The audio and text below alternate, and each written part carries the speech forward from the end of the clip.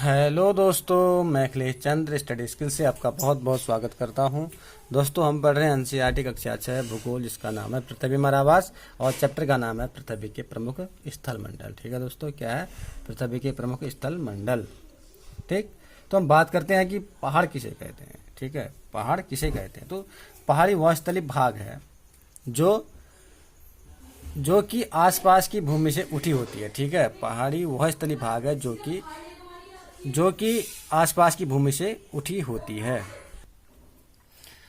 600 metre से अधिक ऊंचाई एवं खड़ी ढाल वाली पहाड़ी को पर्वत कहा जाता है। ठीक है, 600 मीटर से अधिक ऊंचाई एवं खड़ी ढाल वाली जो पहाड़ी होगी उसे हम क्या बोलेंगे? पर्वत कहते हैं। ठीक, हम देखेंगे कि पृथ्वी की सतह सभी जगह एक समान नहीं होती है। ठीक, हम देखते हैं कि जो पृथ्वी की सतह होती है एक समान नहीं होती, ऊबड़ खाबड़ होती है ना, कहीं ऊपर उठी हुई, कहीं नीचे धसा हुआ, इस प्रकार से हमको दिखाई देता है। पृथ्वी पर अनगिनत प्रकार के स्थल स्वरूप हैं। स्थल मंडल के कुछ ऊंचे तथा कुछ नीचे, कुछ समतल होते हैं। ठीक है, क्या होते हैं? कुछ समतल होते हैं। ये स्थल रूप दो प्रक्रियाओं के परिणाम स्वरूप बनते हैं। ठीक, नंबर 1 आंतरिक प्रक्रिया, प्रथम हो गया, और नंबर 2 बाह्य प्रक्रिया, द्वितीय। ठीक, अब हम बात करते हैं आंतरिक प्रक्रिया या प्रथम प्रक्रिया के कारण बहुत से स्थानों पर भूमि, ठीक, बहुत से स्थान पर पृथ्वी की सतह कहीं ऊपर उठ जाती है तो कहीं धंस जाती है। ठीक है दोस्तों, कहीं पे क्या होता है, इस प्रकार से पहाड़ हमारा ऊपर उठ जाता है, और तो कहीं पे क्या होता है, नीचे धंस जाती है। ठीक है, कहीं ऊपर उठेगा तो कहीं नीचे नीचे धंस जाती है। ये प्रथम आंतरिक प्रक्रिया है। ठीक, तो उसके बाद हम बाह्य प्रक्रिया की बात करते हैं। तो बाह्य प्रक्रिया में क्या होता है कि स्थल के लगातार बनने एवं टूटने की प्रक्रिया है। उसमें क्या, बाह्य प्रक्रिया में क्या होता है, स्थल पहले लगातार बनता है, फिर क्या होता है, फिर टूटता है। ठीक है, टूटने की प्रक्रिया है। ठीक, हम आंतरिक प्रक्रिया में क्या होता है कि आंतरिक प्रक्रिया के कारण बहुत से स्थानों पर पृथ्वी की सतह कहीं ऊपर उठ जाती है तो कहीं नीचे धंस जाती है, इस प्रकार से ऊपर उठ जाती है कहीं नीचे धंस जाती है। ठीक, और बाह्य प्रक्रिया में क्या है, स्थल के लगातार बनने एवं टूटने की प्रक्रिया है। अब अपरदन किसे कहते हैं? पृथ्वी की सतह, ठीक है, पृथ्वी की सतह से टूटकर घिस जाने को अपरदन कहते हैं। ठीक है, पृथ्वी की सतह से टूटकर घिस जाने को अपरदन कहते हैं। जो पृथ्वी की सतह है उससे टूटकर जो अगर घिस जाता है तो उसे हम क्या बोलेंगे? अपरदन बोलते हैं। अपरदन प्रक्रिया के द्वारा सतह नीचे हो जाती है। जो अपरदन होता है उस प्रक्रिया के द्वारा, अपरदन की क्रिया के द्वारा सतह नीची हो जाती है तथा निक्षेपण की प्रक्रिया के द्वारा उनका फिर से निर्माण होता है। ठीक, अपरदन के द्वारा तो क्या हो जाता है, सतह नीचे हो जाती है, नीचे बैठ जाती है। ठीक है, इस प्रकार से ये अपरदन होगा तो नीचे बैठ जाएगी। फिर ठीक, उसका निक्षेपण होगा तो बालू मिट्टी अपनी से हवा मिट्टी लाएगी तो उसके बाद और उड़ जाएगी। ठीक है, प्रक्रिया निक्षेपण की प्रक्रिया के द्वारा फिर इनका निर्माण हो जाता है। पहले क्या हुआ, सतह नीचे हो गई, फिर निक्षेपण के द्वारा फिर बन गया। ठीक, इसका निर्माण होता है। ये दो प्रक्रियाएं बहते हुए जल, वायु तथा बर्फ के द्वारा होती है। ठीक है, वायु जल बर्फ के द्वारा होती है। वायु जल बर्फ के द्वारा पहले क्या हुआ, पहले जो है टूटा, सतह नीचे हुई, फिर उसके बाद फिर पुनः वो वहाँ से अन्यत्र जगह ले गई, वहाँ पर वो टीला खड़ा करते हैं उन्हें। ठीक, इस प्रकार से कहा गया कि बहते हुए जल, ये जो प्रक्रियाएं होती है, दो प्रक्रियाएं, ये बहते हुए जल, वायु तथा बर्फ की द्वारा होती है। ठीक, अब हम बात करते हैं पर्वत की। किसकी बात करेंगे? पर्वत की। पर्वत पृथ्वी की सतह की प्राकृतिक ऊंचाई है। जो पर्वत होता है पृथ्वी की सतह की प्राकृतिक ऊंचाई है। पर्वत का शिखर छोटा तथा आकार चौड़ा होता है। ठीक है, उसका जो शिखर होता है वो तो छोटा होता है लेकिन आकार क्या होता है, चौड़ा होता है। यह आसपास के क्षेत्र से ऊंचा होता है। कुछ पहाड़ बादलों से भी ऊंचे होते हैं। ठीक है, जैसे हम ऊंचाई पर जाएंगे तो जलवायु ठंडी होती जाती है। ठीक है, ऊंचाई क्षेत्र पर जाने पर जलवायु क्या होती है, ठंडी होती है। बर्फ जमी होती है। ठीक है, कुछ पर्वतों में हमेशा बर्फ जमी रहने वाली बर्फ की नदियां होती है। ठीक, इन्हें हिमानी कहते हैं। हिमानी किसे कहते हैं? जो पर्वतों में जो बर्फ जमी होती है उसे, जो बर्फ वाली नदियां होती हैं उसे हम हिमानी कहते हैं। ठीक है, और यहाँ कुछ ऐसे भी पर्वत हैं जो समुद्र के भीतर हैं जिसे हम नहीं देख सकते। मोनाकी पर्वत। ठीक है, मतलब ऐसे पर्वत भी हैं जो हम जो है समुद्र के अंदर है। ठीक है, जैसे मोनाकी पर्वत समुद्र के अंदर है, प्रशांत महासागर में है। ठीक है, जो मोनाकी पर्वत है समुद्र के अंदर है वो प्रशांत महासागर में स्थित है। ठीक, मोनाकी पर्वत कहाँ पे स्थित है? प्रशांत महासागर पे, जिसकी ऊंचाई 10,205 मीटर है। ठीक है दोस्तों, कितना है? 10,205 मीटर है। मोनाकी पर्वत को हवाई द्वीप भी कहा जाता है। ठीक है, जो मोनाकी द्वीप है, मोनाकी पर्वत है, उसे हवाई द्वीप भी कहा जाता है। ठीक है, हवाई द्वीप किसे कहा जाता है? मोनाकी पर्वत को कहा जाता है। ठीक, यह संयुक्त राज्य अमेरिका के प्रशांत महासागर का हिस्सा है। जो मोनाकी पर्वत है वह संयुक्त राज्य अमेरिका के प्रशांत महासागर का हिस्सा है। ठीक, तो चलिए दोस्तों आगे बढ़ते हैं। कठोर जलवायु होने के कारण पर्वतीय क्षेत्रों में बहुत कम लोग निवास करते हैं। जब कठोर जलवायु होती है उधर की, ठीक है, तो वहाँ पे कम लोग निवास करते हैं। पहाड़ की धरातल खड़ी ढाल वाली होती है। जो पहाड़ होता है उसकी जो खड़ी ढाल होती है वो खड़ी ढाल वाली होती है तथा कृषि योग्य भूमि की कमी होती है। ठीक है, पर्वत एक रेखा के क्रम में व्यवस्थित हो सकते हैं। जो पर्वत होते हैं एक रेखा के क्रम में वो व्यवस्थित हो सकते हैं, जिन्हें श्रृंखला कहते हैं। ठीक है, इस प्रकार से आप इसको देख सकते हैं। छोटा सा बनाऊंगा जो ये पर्वत श्रृंखला लाइन में क्रम सा बन गया। ये क्या बन गया? पर्वत श्रृंखला। इसमें जुड़ा हुआ, मतलब पर्वत एक रेखा के क्रम में व्यवस्थित हो सकते हैं, जिन्हें श्रृंखला कहा जाता है। ठीक है, बहुत से बहुत ही पर्वतीय तंत्र समानांतर श्रृंखलाओं के क्रम में होते हैं, जो सैकड़ों किलोमीटर में फैले होते हैं। ठीक, जो सैकड़ों किलोमीटर में क्या होते हैं? फैले होते हैं। ठीक है, हम बात करते हैं हिमालय की। हिमालय जो एशिया श्रृंखला है होती है। ठीक है, एशिया की श्रृंखला है। ठीक, हिमालय को किसकी श्रृंखला है? एशिया की। ठीक है, आल्प्स यूरोप तथा एंडीज दक्षिण अमेरिका की पर्वत। इस प्रकार आप बोल सकते हैं जो हिमालय, आल्प्स तथा एंडीज क्रमशः एशिया, यूरोप, दक्षिण अमेरिका का श्रृंखलाएं हैं। ठीक है दोस्तों, समझ गए होंगे। जो हिमालय है, आल्प्स है और एंडीज है, वह क्रमशः हिमालय कहाँ? एशिया में, आल्प्स कहाँ? यूरोप पे, एंडीज कहाँ? दक्षिण अमेरिका पे। ठीक है, एंडीज सबसे बड़ी, विश्व की सबसे बड़ी पर्वत श्रृंखला एंडीज कहाँ पर है? वो हमारा दक्षिण अमेरिका में। ठीक, जो उत्तर से दक्षिण की ओर फैली हुई है ना। हमने पिछली कक्षा में इसको पढ़ा, तो पिछली कक्षा में इसी पिछले चैप्टर में पढ़ा हमने। सॉरी, मुंह से निकल गया। अब बात समझ गए होंगे। हिमालय, आल्प्स, एंडीज क्रमशः एशिया, यूरोप, दक्षिण अमेरिका की पर्वत श्रृंखलाएं हैं। पर्वत की ऊंचाई में आकार पर भिन्नता होती है। जो पर्वत होते हैं उसकी ऊंचाई एवं आकार पर क्या होता है? भिन्नता होती है। पर्वत 3 प्रकार के होते हैं। ठीक है, नंबर 1 वलित पर्वत, नंबर 2 बृहस्पति पर्वत, नंबर 3 ज्वालामुखी पर्वत। ठीक है, पर्वत कितने प्रकार के होते हैं? पर्वत 3 प्रकार के होते हैं। नंबर 1 वलित पर्वत, नंबर 2 बृहस्पति पर्वत, नंबर 3 ज्वालामुखी पर्वत। बात करते हैं वलित पर्वत की। ठीक है, किसकी बात करेंगे? वलित पर्वत की। वलित पर्वत हिमालय तथा आल्प्स वलित पर्वत हैं। जो हिमालय और आल्प्स है, ठीक है, हिमालय और आल्प्स अब पढ़ा भी, वो कैसे पर्वत है? वो वलित पर्वत हैं, जिनकी सतह ऊबड़ खाबड़ तथा शिखर शंक्वाकार होती है। वलित पर्वत कैसे होते हैं? जिनकी सतह तो ऊबड़ खाबड़ होती है, लेकिन शिखर क्या होता है? शंक्वाकार होता है। ठीक, भारत की अरावली पर्वत श्रृंखला विश्व की पुरानी वलित पर्वत श्रृंखला है। जो भारत की अरावली श्रृंखला है और विश्व की सबसे पुरानी वलित पर्वत श्रृंखला है। ठीक है, अपरदन के कारण यह श्रृंखला घिस गई है, जो भारत में स्थित है। ठीक, अपरदन के कारण क्या हुआ? यह श्रृंखला घिस गई। अगर पूछा जाए कि सबसे पुरानी वलित श्रृंखला कौन सी है, तो अरावली पर्वत है। ठीक, कौन सा? अरावली पर्वत, जो कहाँ पर स्थित है? भारत पर स्थित है। ठीक है दोस्तों, तो चलिए आगे बढ़ते हैं। उत्तरी अमेरिका अपलेशियन तथा रूस के यूराल पर्वत गोलाकार दिखाई देते हैं। ठीक है, गोलाकार पर्वत कौन से हैं? इसको अगर पूछा जाए कि गोलाकार पर्वत कौन से हैं, तो हम बोलेंगे कि उत्तरी अमेरिका के अपलेशियन तथा रूस के यूराल पर्वत को गोलाकार कहते हैं। मतलब ये गोलाकार हमको दिखाई देते हैं, एवं इनकी ऊंचाई बहुत कम है। ये बहुत पुराने वलित पर्वत हैं। ठीक है, इनकी ऊंचाई बहुत कम है, ये बहुत पुराने वलित पर्वत हैं। ठीक, अब बात करते हैं बृहस्पति पर्वत की। ठीक है दोस्तों, किसकी बात करेंगे? बृहस्पति। अभी तक हमने वलित पर्वत की बात की, अब हम बात करेंगे बृहस्पति पर्वत की।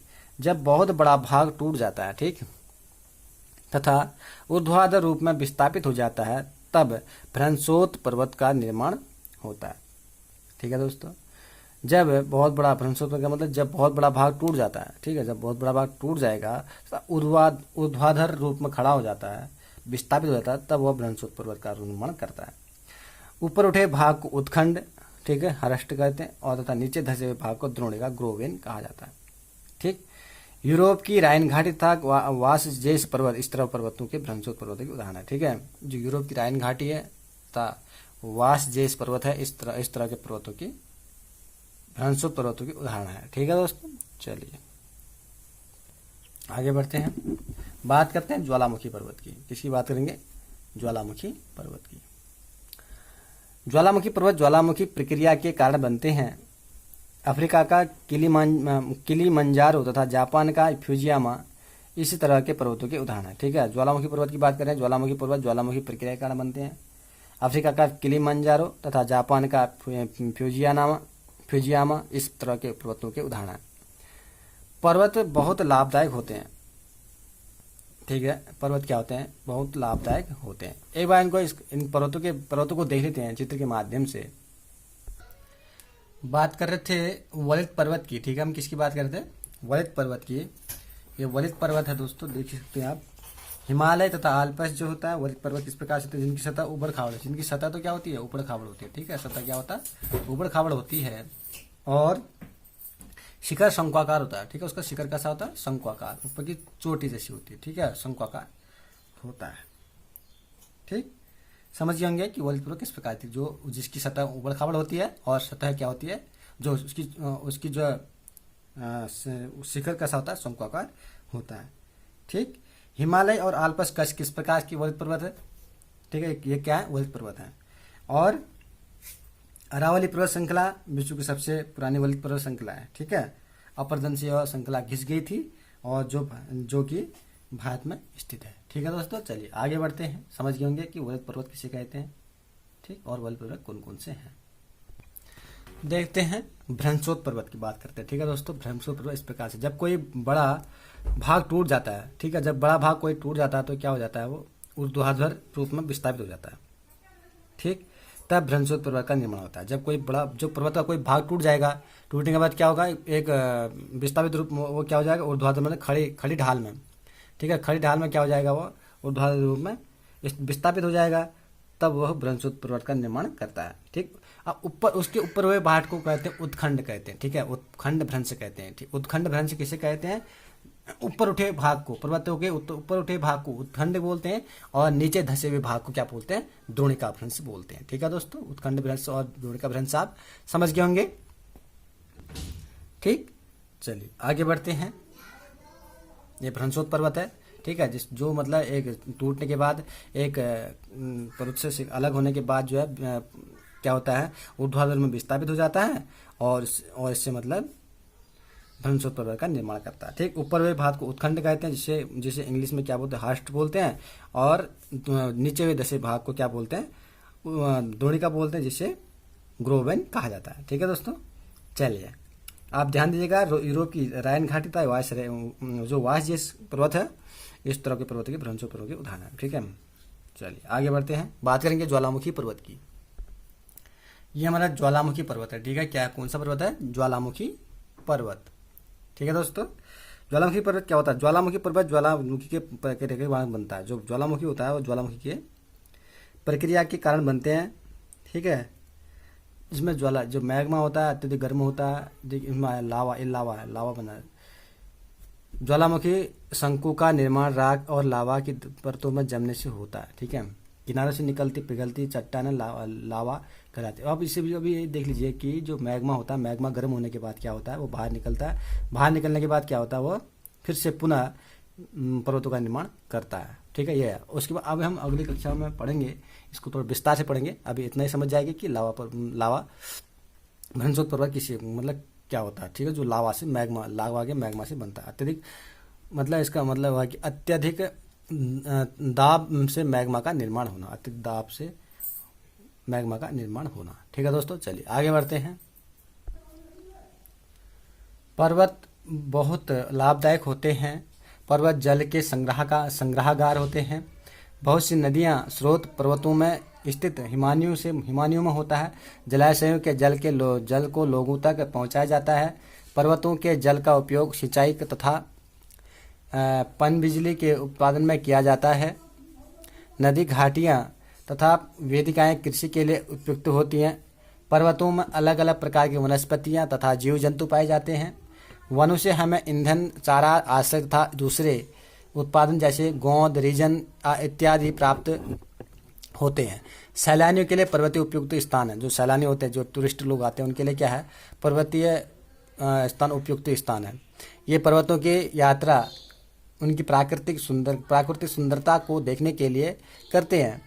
विभिन्न प्रकार के खेल खेलने के लिए पर्वतों का उपयोग किया जाता है, जैसे राफ्टिंग इत्यादि के लिए। ठीक है दोस्तों, चलिए आगे बढ़ते हैं। बात करते हैं पठार की कि पठार किसे कहते हैं। पठार उठी हुई एवं सपाट भूमि होती है। यह आसपास के क्षेत्र से अधिक उठा हुआ होता है तथा इसका ऊपरी भाग मेज के समान सपाट होता है। किसी पठार के एक या एक से अधिक किनारे होते हैं जिनके ढाल खड़े होते हैं। पठारों की ऊंचाई प्रायः कुछ 100 मीटर से लेकर कई हजार मीटर तक हो सकते हैं। ठीक है। पर्वतों की तरह पठार भी नए या पुराने हो सकते हैं। भारत में दक्कन का पठार पुराने पठारों में से एक है। ठीक है, जो दक्कन का पठार है भारत में जो पुराने पठारों में से एक है। पठार का मतलब ये जान लीजिए कि जो हमारे जो भूमि है, ठीक है, हमारी जो स्थल भूमि है उससे थोड़ा सा ऊपर उठा होता है। ठीक, उसकी जो उसका जो शिखर होता है वो कैसी होती है, सपाट मेज की तरह होता है। ठीक है, उसके बहुत सारे कोने हो सकते हैं इस प्रकार से। ठीक, सपाट होता है ऊपर का जो हिस्सा होता है। ठीक, चलिए आगे बढ़ते हैं। जो हमारा जो दक्कन का पठार है वो पुराने पठारों में से एक है। ठीक, उसके बाद केन्या, तंजानिया तथा युगांडा का पूर्वी अफ्रीका पठार एवं ऑस्ट्रेलिया का पश्चिम पठार इस प्रकार के उदाहरण हैं। तिब्बत का पठार विश्व का सबसे ऊंचा पठार है। ठीक है दोस्तों, जो तिब्बत का पठार है विश्व का सबसे ऊंचा पठार है, जिसकी ऊंचाई माध्य समुद्र तल से 4000 से 6000 मीटर तक है। ठीक है, जिसकी समुद्र तल से कितनी ऊंचाई है, 4000 से 6000 मीटर तक है। पठार बहुत उपयोगी होते हैं क्योंकि उनमें खनिजों की प्रचुरता होती है। जो पठार होते हैं ना, वहाँ पर ज़्यादा खनिज पाए जाते हैं। ठीक है, प्रचुरता होती है। यही कारण है कि विश्व के बहुत से खनन क्षेत्र पठारी भागों में स्थित है। अफ्रीका का पठार सोना एवं हीरो के खनन के लिए उपयुक्त प्रसिद्ध है। ठीक है, जो अफ्रीका का पठार है वो सोना एवं हीरो के खनन के लिए क्या है, प्रसिद्ध है। भारत में छोटा नागपुर के पठार में लोहा, कोयला एवं मैग्नीज के बहुत बड़े भंडार पाए जाते हैं। ठीक है दोस्तों, बहुत कहाँ, छोटा नागपुर के पठार में। ठीक है, कोयला, लोहा और कोयला के तथा मैग्नीज के बहुत बड़े भंडार पाए जाते हैं। पठारी क्षेत्र में बहुत से जलप्रपात हो सकते हैं क्योंकि यहाँ नदियाँ ऊंचाई से गिरती हैं। ठीक है, जलप्रपात का मतलब क्या होता है, जब किसी ऊंचाई क्षेत्र से जल नीचे गिरता है तो उसे जलप्रपात कहते हैं। ठीक है, पहाड़ी क्षेत्र में बहुत संभावना है, बहुत होता है। ठीक है सर, जलप्रपात। पठारी क्षेत्र में बहुत से जलप्रपात हो सकते हैं क्योंकि यहाँ नदियाँ ऊंचाई से गिरती हैं। भारत में छोटा नागपुर पठार पर स्वर्ण रेखा नदी पर स्थित हुंड्रो जलप्रपात तथा कर्नाटक में जोंक जलप्रपात इस प्रकार के जलप्रपातों के उदाहरण हैं। लावा पठार में काली मिट्टी की प्रचुरता होती है। जो लावा पठार होते हैं ना, उसके जो लावा पठार होते हैं उसमें काली मिट्टी की प्रचुरता होती है जो उपजाऊ है एवं खेती के लिए अच्छी होती है। कई पठारों में रमणीय स्थल होते हैं जो पर्यटकों को आकर्षित करते हैं। चलिए दोस्तों आगे बढ़ते हैं। बात करते हैं मैदान की। ठीक है, किसकी बात करते हैं, मैदान की। मैदान समतल भूमि के बहुत बड़े भाग होते हैं। ठीक है, जो मैदान होता है समतल भूमि के बहुत बड़े भाग होते हैं। वे सामान्यतः माध्य समुद्र तल से 200 मीटर से अधिक ऊंचे नहीं होते। जो मैदान होते हैं सामान्य समुद्र तल से 200 मीटर से अधिक वो नहीं होते हैं। कुछ मैदान समतल होते हैं, कुछ उर्मिल तथा तरंगित होते हैं। अधिकांश मैदान नदियों तथा उसकी सहायक नदियों के द्वारा बने होते हैं। जो अधिकांश जो मैदान होते हैं ना, नदियों तथा उनकी सहायक नदियों के द्वारा बने होते हैं। नदियां पर्वत के ढालों पर नीचे की ओर बहती है। जो नदियां होती है पर्वत से ढालों के नीचे की ओर बहती हैं तथा अपरदित कर देती हैं, काट देती हैं। वे अपरदित पदार्थों को अपने साथ आगे की ओर ले जाती है। अपने साथ ढोए जाने वाले पदार्थ जैसे पत्थर, बालू, सिल्ट को वे घाटियों में निक्षेपित कर देती है। निक्षेपित मतलब एक जगह से इकट्ठा कर देना, ठीक है, कर देती हैं।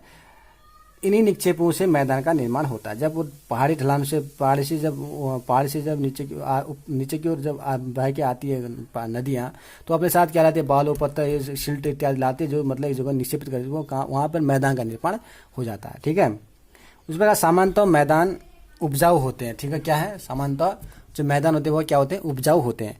यहाँ परिवहन के साधनों का निर्माण करना आसान होता है। जो अब चूंकि यहाँ मैदान है, यहाँ परिवहन जो निर्माण होगा, साधनों के निर्माण होगा, उसको आसान होगा।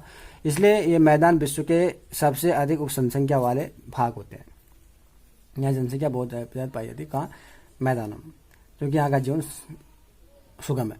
नदियों के द्वारा बनाए गए कुछ बड़े मैदान एशिया तथा उत्तरी अमेरिका में पाए जाने जाते हैं। एशिया में स्थित भारत में गंगा एवं ब्रह्मपुत्र का मैदान, ठीक है, गंगा एवं ब्रह्मपुत्र का मैदान तथा चीन के यांगत्से नदी का मैदान इनके प्रमुख उदाहरण हैं। भारत में गंगा का मैदान देश की सबसे अधिक जनसंख्या वाला क्षेत्र है। जो गंगा का मैदान है भारत में, वो सबसे अधिक जनसंख्या वाला क्षेत्र है, ठीक है दोस्तों। आशा करता हूँ कि ये वीडियो आपको पसंद आई होगी। अगर पसंद आए तो लाइक, शेयर और सब्सक्राइब जरूर कीजिएगा। तो अब हम आपसे विदा लेते हैं। अगले चैप्टर के साथ पुनः आपके साथ मिलेंगे। तब तक दोस्तों, जय हिंद।